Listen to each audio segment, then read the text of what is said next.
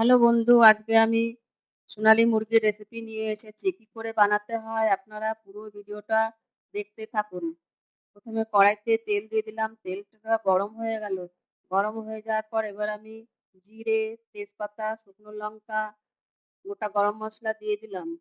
দিয়ে নাড়াচাড়া করে এবার আমি পেঁয়াজটা ঢেলে দেবো। পেঁয়াজটা দিয়ে দেওয়ার পর আমি ওটা একটু ভালো করে ভেজে নেব নাড়াচাড়া করে।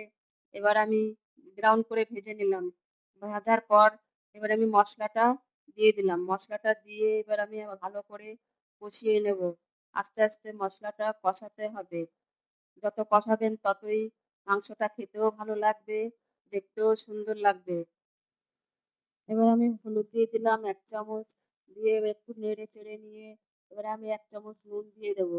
নুন দিয়ে দেওয়ার পর এবার আমি ওর মধ্যে একটু কাজু কেটে কুচি কুচি করে দিয়ে দিলাম। দিয়ে দেওয়ার পর ভালো করে আবার নেড়ে চেড়ে নিলাম। একটু কাঁচা তেজপাতাও দিয়ে দিলাম। দিয়ে দিলে ভালো খেতেও হয়। মাংসটা এবার আমি দিয়ে দেবো। মাংসটা পুরোটা আমার দেয়া হয়ে গেল। এবার আমি ভালো করে এবার কষাতে থাকবো মাংসটা। আস্তে আস্তে কষাতে হবে। যত কষাবেন ততই ভালো লাগবে খেতে। এটা সোনালী মুরগি, দেখতেও যেরকম ভালো, খেতেও সেরকম ভালো।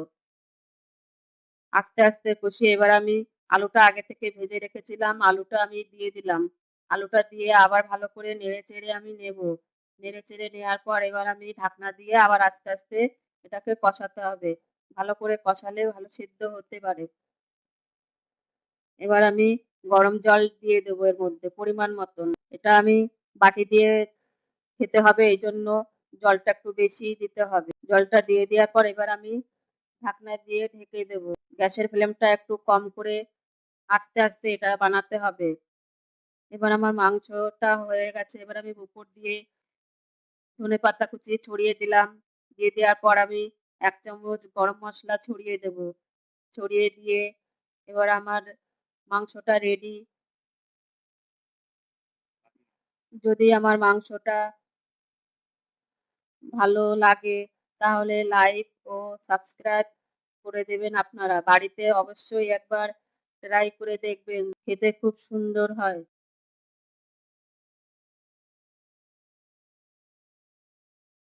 আমরা এখন বাটি রেসিপিতে যাব। কি করে বানাতে হয় দেখবেন।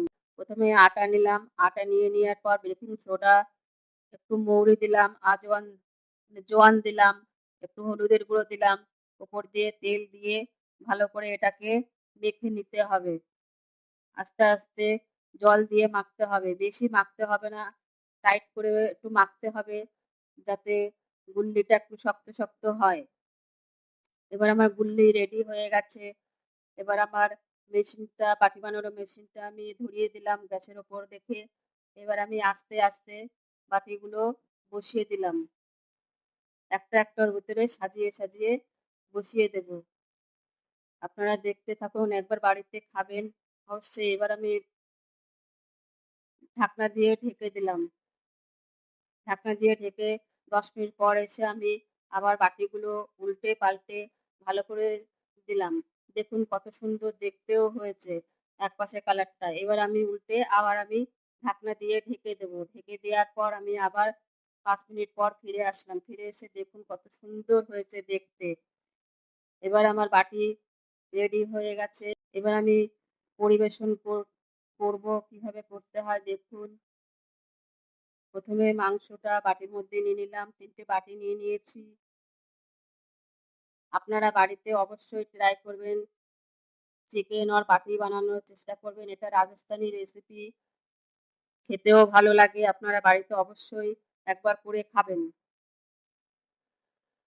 আমরা বাড়িতে মাঝে মধ্যেই করে খাই এটা।